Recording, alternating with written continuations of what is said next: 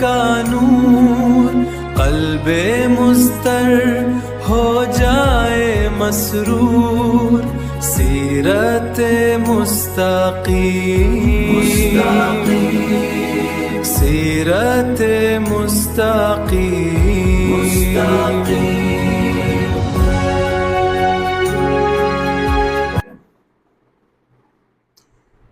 اشہد ان لا الہ الا اللہ وحدہ لا شریک لہ واشہد ان محمدا عبدہ ورسولہ۔ اللہم صلی علی سیدنا وسندنا ونبینا ورسولنا محمد وعلی آل سیدنا وسندنا ونبینا ورسولنا محمد وعلی آلہ وصحبہ وبارک وسلم۔ تاریخ کعبہ، کعبۃ اللہ، اللہ سبحانہ و تعالی کا گھر بیت اللہ جو مکۃ المکرمہ میں مسجد الحرام میں ہے، اس کی تاریخ، ہسٹورک بیک گراؤنڈ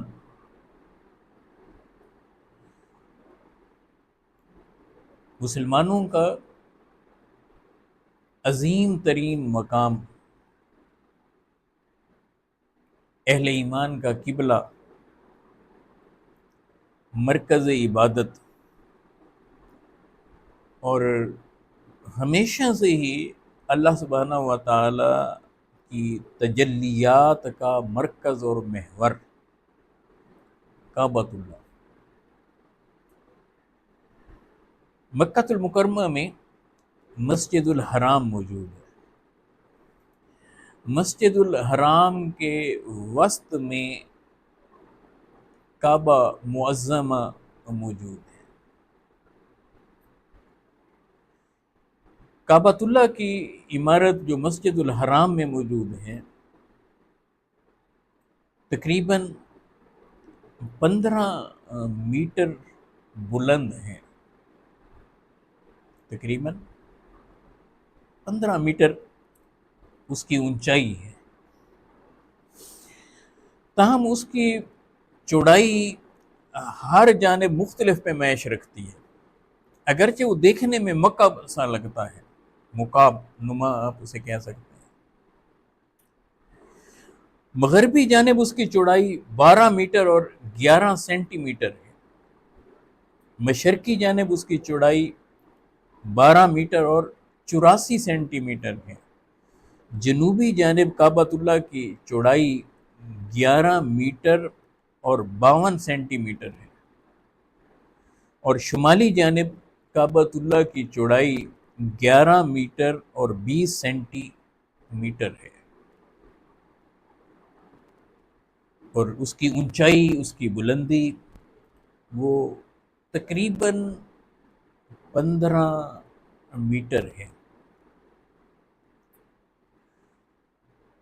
مسجد الحرام کے اندر ہی اس وقت کعبۃ اللہ مسجد الحرام کے صحن سے تقریباً 2 میٹر کی بلندی پر ہے،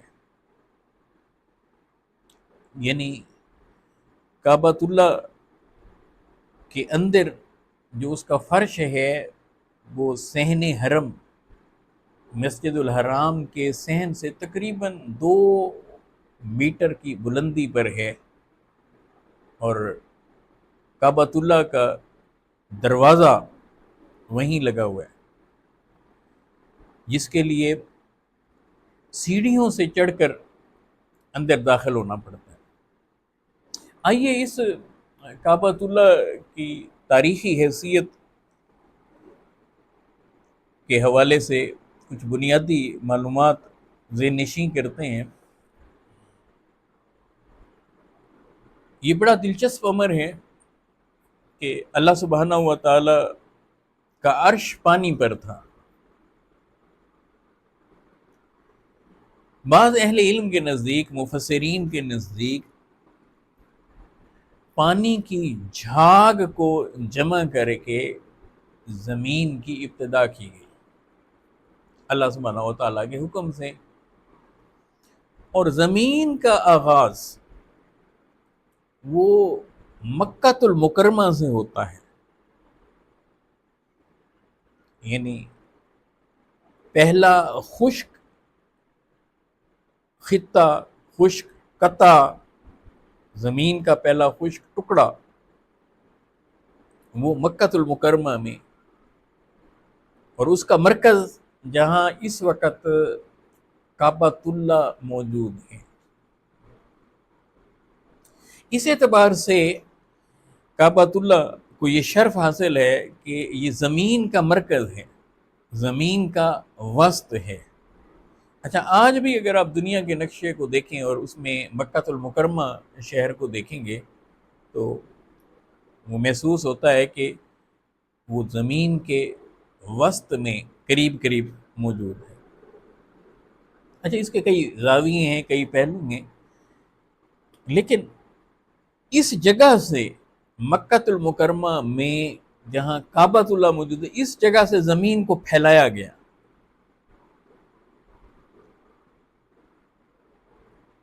اس کی پہلی تعمیر کب ہوئی کعبۃ اللہ کی؟ بعض اہل علم کے نزدیک سب سے پہلے ملائکہ نے کعبۃ اللہ کو تعمیر کیا۔ اب یہ بڑا دلچسپ امر ہے، وہ اس لیے بھی کہ فرشتوں کا الگ قبلہ بھی ہے، اس کا نام ہے بیت المعمور۔ اچھا، وہ عرش کے نیچے آسمانوں میں جہاں زمین پر کعبۃ اللہ ہے، وہیں آسمانوں میں بالکل اسی پر فرشتوں کا قبلہ جس کا نام بیت المعمور ہے وہ ہے۔ مگر بعض اہل علم نے یہ بیان کیا ہے کہ سب سے پہلے ملائکہ نے زمین پر اس کو تعمیر کیا اور پھر اس کا طواف کیا کرتے تھے، لیکن انسانی حوالوں سے تاریخ یہ بھی بیان کرتی ہے کہ زمین پر جب سیدنا آدم علیہ السلام کا حبوط ہوا تو جناب آدم علیہ السلام نے کعبۃ اللہ کی تعمیر فرمائی۔ اب اس کا ایک پس منظر ہے پورا۔ اللہ سبحانہ و تعالیٰ نے جب یہ ارشاد فرمایا انی جاعل فی الارض خلیفہ، میں زمین پر اپنا نائب بنانے والا ہوں، پھر وہ ملائکہ سے جو ڈسکشن ہوئی، قرآن مجید نے اسے متعدد مقامات پر کیپچر کیا ہے۔ پھر جناب آدم علیہ السلام کی تخلیق ہوئی، جناب حوا سلام اللہ علیہ کی تخلیق ہوئی، اور وہ جنت میں ٹھہرائے گئے۔ پھر انہیں ایک درخت سے منع کیا گیا، شجر ممنوع، کہ آپ نے اس درخت کے قریب نہیں جانا، اس کا پھل نہیں کھانا۔ پھر یہ بات ان کے نالج میں لائی گئی، ان کے ذہن میں یہ بات لائی گئی کہ اگر اس درخت کا پھل کھا لیا تو کیا ہوگا کہ آپ کو دوام مل جائے گا، دائمی زندگی مل جائے گی، اللہ سبحانہ و تعالیٰ کی قربت، جس طرح ملائکہ اللہ کے قریب رہتے ہیں، پھر آپ ہمیشہ ایسے رہیں گے۔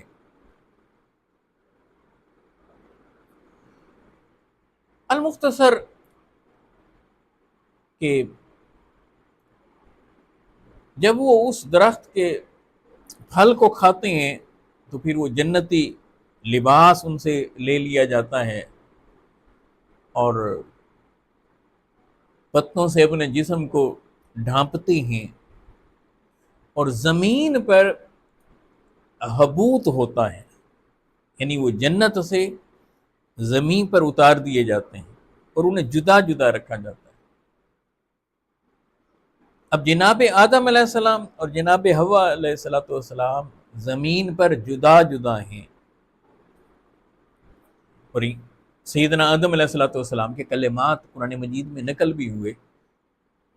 وہ زار زار قطار قطار آنسو بہایا کرتے تھے، رویا کرتے تھے زارو قطار رویا کرتے تھے. اب زمین کی تنہائی تھی، فرقت تھی. تو ایسے مرحلے پر وہ اللہ کی بارگاہ میں دعا گو رہتے تھے، معافی مانگتے رہتے تھے، مگر قبولیت کا دروازہ کھلتا نہیں تھا. پھر معروف روایات کے مطابق جناب آدم علیہ السلام نے اللہ سبحانہ و تعالیٰ کی بارگاہ میں سید عالم صلی اللہ علیہ وآلہ وسلم کا وسیلہ پیش کیا. تو سوال ہوا کہ اے آدم، آپ کو ان کے بارے میں کیسے معلوم ہوا؟ تو عرض کرتے ہیں کہ باری تعالیٰ جب میری آنکھ کھلی تھی تو ساق عرش پر میں نے یہ لکھا پایا تھا، لا الہ الا اللہ محمد رسول اللہ. تو میں سمجھ گیا کہ اللہ سبحانہ و تعالیٰ کے بابرکت نام کے ساتھ یہ جو نام گرامی ہے محمد الرسول اللہ، یقیناً یہ اللہ کو محبوب ہیں، اللہ کے پسندیدہ ہیں. تو پھر اللہ سبحانہ و تعالیٰ ہی نے جناب آدم علیہ السلام کو کلمات تفویض کیے. یہ مضمون بھی قرآن مجید میں آیا ہے. یعنی اللہ سبحانہ و تعالیٰ کی رافت کو دیکھیے، رحیمیت کو دیکھیے، رحمانیت کو دیکھیے، اللہ کے کرم کو دیکھیے، کتنا کریم ہے. کلمات بھی خود تفویض فرماتا ہے. اور پھر یہ کلمات جناب آدم علیہ السلام نے ادا کیے، ربنا ظلمنا انفسنا وَإِن لَّمْ تَغْفِرْ لَنَا وَتَرْحَمْنَا لَنَكُونَنَّ مِنَ الْخَاسِرِينَ. اے ہمارے رب، ہم اپنی جانوں پر ظلم کر بیٹھے ہیں. ہائے کیا انداز ہے. ربی بھی نہیں کہا، اے میرے رب نہیں کہا، ربنا.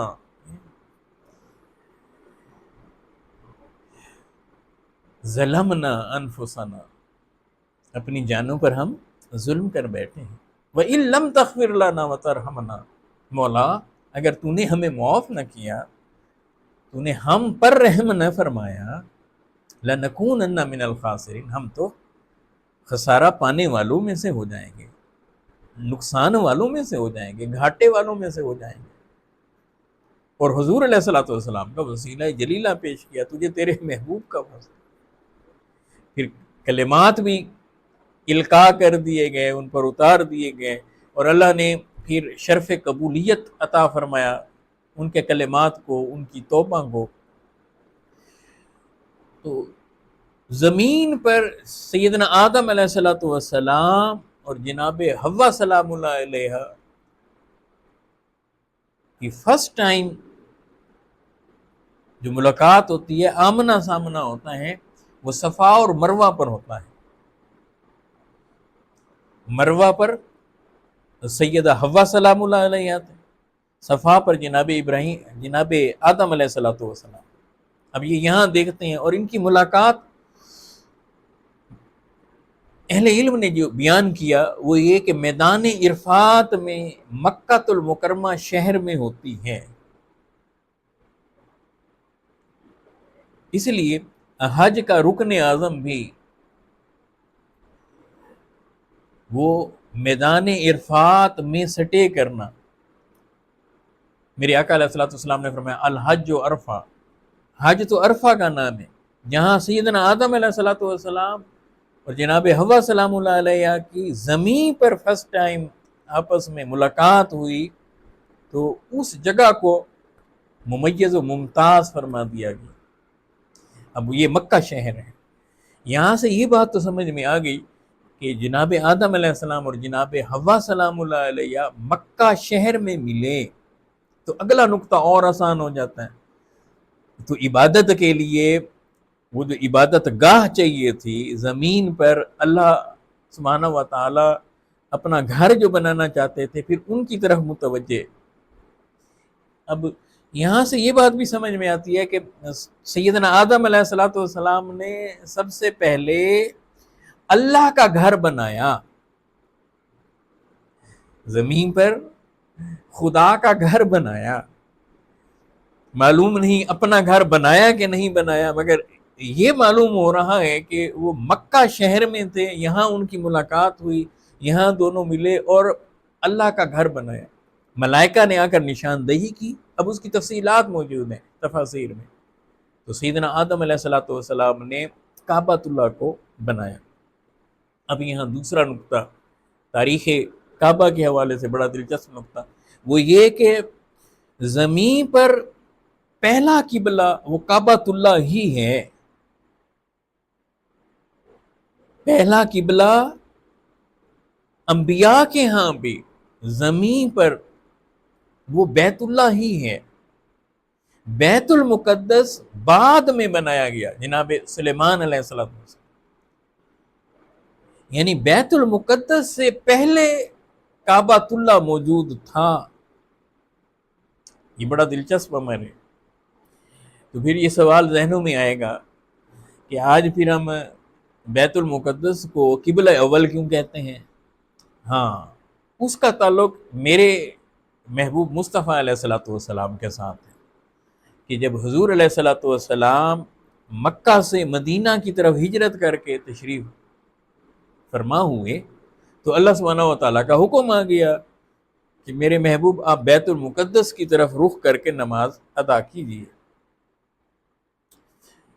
بعض اہل علم نے یہ نقطہ بھی چھانٹا ہے اور بڑا دل آویز نقطہ ہے کہ حضور اقدس صلی اللہ علیہ وآلہ وسلم مدینہ طیبہ میں اس انداز میں بیت المقدس کے سامنے رخ فرماتے کہ کعبۃ اللہ بھی سامنے ہوتا اور بیت المقدس بھی، لیکن چونکہ اللہ سبحانہ و تعالیٰ کا حکم تھا۔ اب وہاں ایک پورا پس منظر ہے کعبۃ اللہ کا، ایک اور بڑا دل آویز بڑا خوبصورت پس منظر ہے، اور وہاں ایمان کو جلا بخشی جا رہی ہے۔ کیا خوبصورت کہ چونکہ یہود وہاں تھے تو سید عالم صلی اللہ علیہ وآلہ وسلم کو حکم ہوا کہ حبیب آپ بیت المقدس کی طرف رخ کر کے نماز پڑھائیے۔ لیکن پھر اس انداز میں کہ حضور علیہ السلام 16 یا 17 ماہ تک بیت المقدس کی طرف آپ نے رخ کرنا شروع کیا، لیکن آقا علیہ السلام کا دل مچلتا تھا۔ تو آج مدینہ طیبہ میں جہاں مسجد قبلتین موجود ہیں، پھر رسول اللہ صلی اللہ علیہ وآلہ وسلم وہاں 4 رکعتوں والی نماز ادا فرما رہے تھے، اور وہاں کی سچویشن ایسی تھی کہ بیت المقدس کی طرف رخ کیا جاتا تو کعبۃ اللہ کی طرف رخ نہیں ہوتا تھا، کعبۃ اللہ کی طرف رخ کیا جاتا تو بیت المقدس کی طرف نہیں ہوتا تھا۔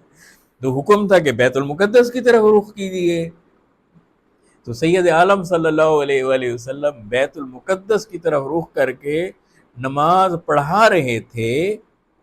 4 رکعتوں والی نماز تھی، دن کا وقت تھا، یعنی ظہر یا عصر تھی۔ پیچھے صحابہ صف در صف کھڑے تھے، لیکن اللہ کے حبیب علیہ السلام کے دل میں بار بار یہ پہلو مچل کر ابھر کر آ رہا تھا کہ میرا قبلہ بیت اللہ ہوتا، میں کعبۃ اللہ کی طرف رخ کرتا۔ تو زبان سے کہتے تو نہ، مگر نماز میں قیام کی حالت میں ہوتے ہوئے میرے آقا علیہ السلام کا متعدد مرتبہ سر اقدس ایسے آسمانوں کی طرف اٹھ گیا۔ یوں حضور نماز میں آسمان کی طرف دیکھتے کہ کہیں جبریل کوئی میسج لا تو نہیں رہے، قبلہ کی تبدیلی کا کوئی سندیسہ لا تو نہیں رہے۔ تو حضور یوں بار بار سر اٹھاتے ہیں۔ اللہ کو آقا کا سر اٹھانا اتنا بھایا، اتنا پسند آیا کہ بار بار میرا محبوب مکھڑا اٹھاتا ہے آسمانوں کی طرف۔ تو قرآن کی آیات آ گئیں اور دوران نماز آ گئیں، اور جبریل دوران نماز سید عالم صلی اللہ علیہ وآلہ وسلم کے قلب اطہر میں اللہ کے اس میسج کو کنوے کر رہے ہیں۔ کیا قد نرا تقلب وجهک فی السماء فلنولینک قبلۃ ترضاها۔ حبیب ہم بار بار آپ کا مکھڑا آسمانوں کی طرف اٹھتا تک ہی تو رہے ہیں، بس اب آپ جدھر آپ کا دل کرتا ہے، جدھر آپ راضی ہوتے ہیں، آپ ادھر رخ کریں، اسے ہم قبلہ بنا دیں۔ اچھا، یہاں مسجد الحرام کا ذکر بھی ہے، یہ سورہ البقرہ ہے، دوسرے پارے کا آغاز اسی جگہ سے ہو رہا ہے۔ سَيَقُولُ السُّفَهَاءُ مِنَ النَّاسِ مَا وَلَّاهُمْ عَنْ قِبْلَتِهِمُ الَّتِي كَانُوا عَلَيْهَا۔ اب اس میں وہ پورا پس منظر موجود ہے کہ میرے محبوب جب آپ یہ قبلہ بدلیں گے نا، یہ نادان لوگ کہیں گے دیکھیں انہوں نے اپنا قبلہ بدل لیا۔ مگر یہاں ڈائریکٹ یہ نہیں کہ حبیب آپ مسجد الحرام کی طرف رخ کر لیں، کعبۃ اللہ کی طرف نہیں، ایمان کیا ہے یہ نقطہ سمجھایا ہے اللہ سبحانہ و تعالیٰ نے، ہمارے محبوب کو تکتے رہو، جدھر ہمارے محبوب رخ کر لیں، رخ فرما لیں، اپنا مکھڑا موڑ لیں، تمہارے لیے قیامت تک وہ تمہارا قبلہ بن جائے گا۔ قد نرا تقلب وجہک فی السماء فلنولینک قبلۃ ترضیٰ۔ تو پھر رسول اللہ صلی اللہ علیہ وآلہ وسلم نصف دائرے میں گھوم کر بیت المقدس سے بیت اللہ کی طرف آگے۔ اب چونکہ رسول اللہ نے بیت المقدس کی طرف رخ کر کے بھی نماز پڑھائی تھی اور بیت المقدس میں تشریف بھی لے گئے تھے، وہاں سے آقا علیہ الصلوۃ والسلام معراج پر بھی گئے تھے، اس نسبت سے اہل ایمان کے ہاں، ہمارے ہاں مسلمانوں کے ہاں یہ نقطہ نظر پایا جاتا ہے، گفتگو کرتے ہوئے یہ کہا جاتا ہے کہ قبلہ اول بیت المقدس ہے، یعنی رسول اللہ صلی اللہ علیہ وآلہ وسلم پہلے اس قبلے کی طرف رخ کر کے بھی نماز پڑھاتے رہے۔ ادروائز قبلہ اول وہ کعبۃ اللہ ہی ہے، قبلہ ثانی بیت المقدس ہے، قبلہ اول بیت اللہ ہی ہے اور قبلہ ثانی وہ بیت المقدس ہے جو سیدنا سلمان علیہ السلام نے تعمیر فرمایا، اور پھر اس کا ایک پورا پس منظر ہے کہ کچھ انبیاء کے لیے اس کو قبلہ ٹھہرایا گیا اور کچھ کے لیے کعبۃ اللہ کو قبلہ ٹھہرایا گیا، اور نبی آخر الزمان صلی اللہ علیہ وآلہ وسلم کی نسبت جو نشانیاں بیان ہوئی کہ آخری نبی کی جو نشانیاں بیان ہوئی پچھلی کتابوں میں، ان میں سے ایک نشانی یہ بھی تھی کہ وہ دونوں قبلوں کے امام ہوں، اس لیے حضور علیہ الصلوۃ والسلام نے بیت المقدس کی طرف رخ بھی کیا اور بیت اللہ کی طرف رخ کر کے بھی عبادت فرمائی۔ اب یہ زاویہ ذہن نشین ہے، اس کا مطلب یہ ہوا کہ قبلہ اول پہلا قبلہ وہ بیت اللہ تھا، کعبۃ اللہ تھا، تو آدم علیہ السلام سے جو ابتدا ہو رہی ہے نبوت کی اور پیغمبروں کی، تو زمین پر جناب آدم علیہ السلام کے بارے میں بھی اس روایت سے یہ خبر ملی کہ وہ کعبۃ اللہ کی طرف رخ کر کے عبادت کرتے تھے۔ اچھا، اب اس کے آگے چلیں، اس کے بعد طوفان نوح آیا۔ اب طوفان نوح کے آنے کے بعد کعبۃ اللہ کی وہ جو بلڈنگ اس وقت تھی وہ معدوم ہو گئی، وہ زمین پر اس کا نشان باقی نہ رہا۔ اب یہ ہوا کہ جب طوفان نوح کے بعد یہ کعبۃ اللہ کی عمارت جناب آدم علیہ السلام نے جو تعمیر فرمائی تھی وہ نہ رہی، تو سیدنا ابراہیم علیہ السلام جب تشریف لائے تو انہیں حکم ہوا کہ آپ کعبۃ اللہ کو تعمیر فرمائیں۔ پھر اس کا ایک پورا بڑا دلچسپ پس منظر ہے کہ کس طرح سے ملائکہ نے اس کی نشاندہی کی، جناب جبریل امین نے آ کر نشاندہی کی، پھر کس طرح سے وہاں پرندوں کا آنا، ایک تفصیلی پس منظر ہے۔ لیکن پھر سیدنا ابراہیم علیہ السلام نے جناب اسماعیل علیہ السلام کے ساتھ مل کر کعبۃ اللہ کو تعمیر کی۔ اب یہ پہلا ملائکہ، پھر دوسرا سیدنا آدم علیہ السلام کی تعمیر، پھر جناب ابراہیم علیہ السلام کی تعمیر سیدنا اسماعیل علیہ السلام سے، پھر اس کا ایک پورا تفصیلی بیان ہے، اور اس کے قرآن مجید کے اندر اس کا ذکر ہے کہ کس طرح سے انہوں نے تعمیر کیا، اور اس کے بعد انہوں نے نبی آخر الزمان صلی اللہ علیہ وآلہ وسلم کو اپنے رب سے مانگا۔ اس کی تفصیلات کو بعد میں بیان کریں گے۔ اب یہ تعمیر ہوئی، سیدنا ابراہیم علیہ السلام تعمیر فرما رہے ہیں، اور باقی چیزیں جناب اسماعیل علیہ السلام گارا پتھر اٹھا کر جناب ابراہیم علیہ السلام کو دے رہے ہیں۔ اس کے بعد اگلی جو بڑی تعمیر ہمیں تاریخ میں ملتی ہے وہ پھر قریش کی تعمیر ہے، کہ جو سید عالم صلی اللہ علیہ وآلہ وسلم کی بعثت سے پہلے کی ہے، جبکہ حضور اقدس صلی اللہ علیہ وآلہ وسلم کی اس وقت مبارک عمر 35 سال تھی۔ پھر وہ معروف واقعہ پیش آیا کہ جس میں حجر اسود کی تنصیب کا معاملہ تھا، کہ اسے ہجر اسود کو کون رکھے گا کعبۃ اللہ کی دیوار میں. پھر یہ طے پایا کہ جو اب کعبۃ اللہ میں سب سے پہلے آئے گا، بیت اللہ میں جو پہلے داخل ہوگا، تو سب انتظار کرنے لگے. تو حضور اقدس صلی اللہ علیہ وآلہ وسلم تشریف لائے. پھر آپ صلی اللہ علیہ وآلہ وسلم کی وہاں بصارت کے ساتھ بصیرت کی ریفلیکشن ہوتی ہے. آپ نے انتہائی حکمت کے ساتھ، اور بنیادی طور پر تو یہی بات ہے کہ وہ سارا کچھ آپ کے دل میں رب تعالیٰ کی طرف سے ڈالا جا رہا تھا. آپ نے ایک چادر منگوائی، اس میں ہجر اسود کو رکھا، اور سارے سرداروں سے کہا کہ اس چادر کے کونوں کو پکڑ لے، سب مل کر کعبۃ اللہ کی دیوار کے قریب لے جائیں. سب کو عزت ملی، سب کا احترام برقرار رہا. دیوار کے قریب انہوں نے پتھر کو بلند کیا. پھر آقا علیہ السلام نے اپنے دست مبارک سے ہجر اسود کو اٹھا کر دیوار کعبہ میں رکھ دیا. اس طرح ایک بڑی خون ریز لڑائی سے بچت ہو گئی. تو یہ پھر قریش کی تعمیر تھی. اب اس کا پھر پورا پیچھے پس منظر ہے، وہ سارے لوگ جمع ہوئے بھی حلال کی کمائی اور کیا کریں. یہاں ایک نقطہ بڑا دلچسپ ہے کہ انہوں نے جو بنیاد بنائی اس میں حتیم بھی شامل تھا، یعنی ایک چکور اس کا حصہ ہے، اور اس کے آگے ایک آپ دیکھیں گے کہ نصف دائرہ ایسا بنتا ہوا آپ کو دکھائی دیتا ہے، اسے حتیم کہتے ہیں. یہاں یہ امر بھی دلچسپ ہے کہ امام مسلم رحمہ اللہ تعالیٰ علیہ اس حدیث کو لائے ہیں.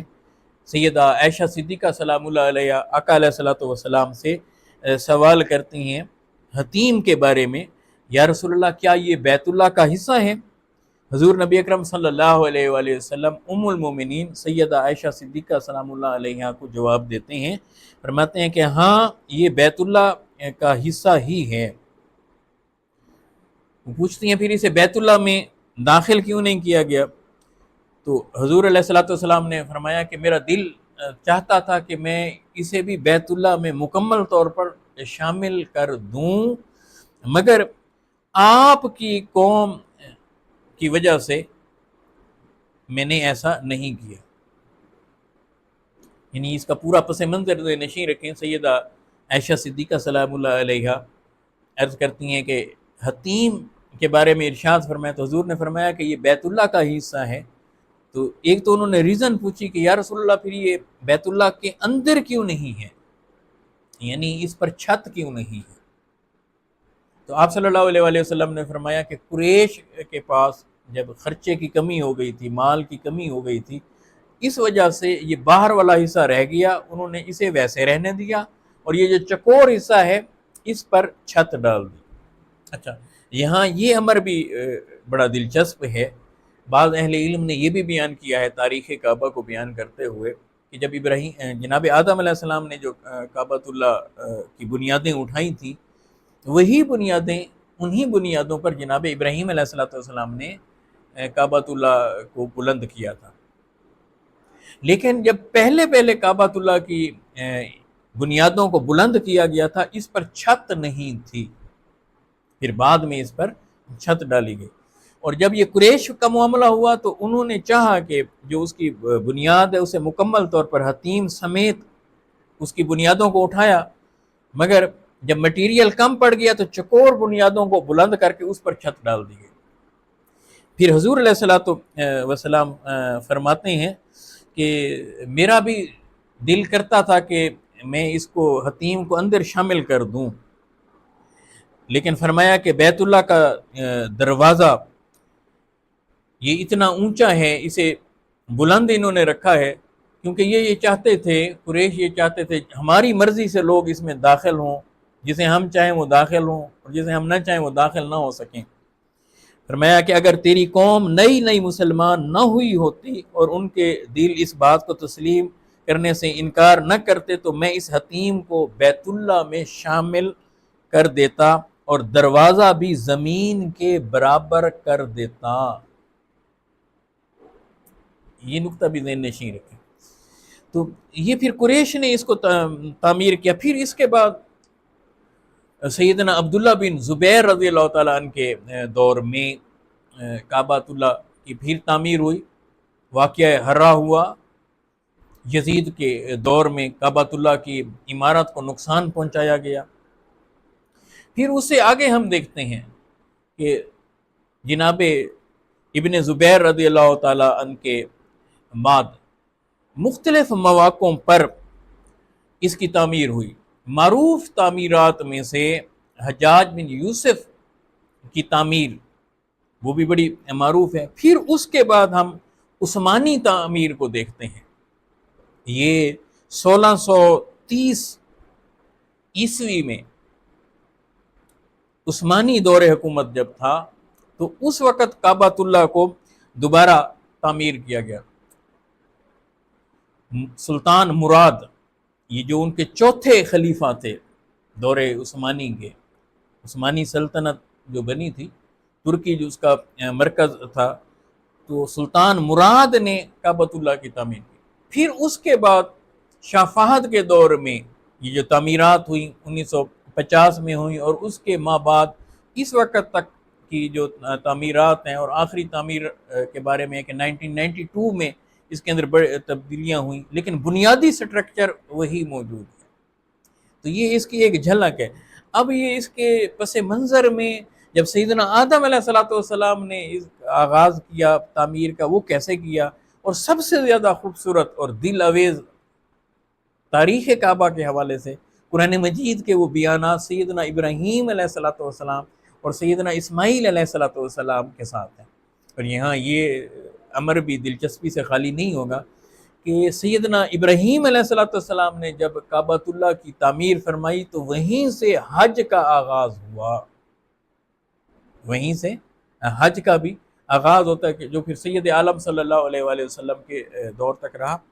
ایک اور اینگل اس پر بات ہونی ہے، وہ یہ کہ پھر جب یہ انبیاء نے تعمیر کی کعبۃ اللہ کی، تو پھر یہ بت کیسے آ گئے کعبۃ اللہ کے اندر، بت کیسے آ گئے؟ انشاءاللہ تعالیٰ اگلے پروگرام میں ان پہلوؤں کو ہم لیں گے، اور کعبہ کی تعمیر کے حوالے سے کچھ چیدہ واقعات اور بت پرستی کا عربوں کے ہاں کیسے آغاز ہوتا ہے اس کے حوالے سے گفتگو کریں گے۔